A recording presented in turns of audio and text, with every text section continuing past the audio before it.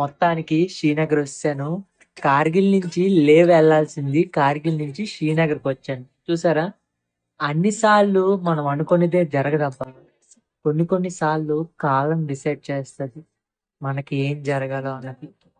మనకంతా ఏది మంచో అదే మనకి జరుగుతుంది.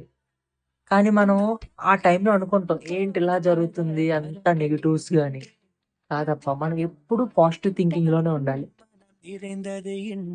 200 కిలోమీటర్లు ట్రావెల్ చేసుకుని వచ్చా ఒక్క సైకిల్ టైర్ కోసం. అంత దూరం నుంచి 7 అవర్స్ జర్నీ, అది కూడా ట్రక్ లో. చూసారు కదా, ఫ్రెండ్ వాళ్ళ రూమ్ లో ఉన్నా. మార్నింగ్ లెగిసి సైకిల్ షాప్ కి వెళ్ళి టైర్ కొనుక్కొని మళ్ళీ ఇక్కడ నుంచి 200 కిలోమీటర్స్ జర్నీ చేసుకొని వెళ్ళాలి. వెళ్దాం, లైఫ్ కి ఒక ఎక్స్పీరియన్స్ లాగా.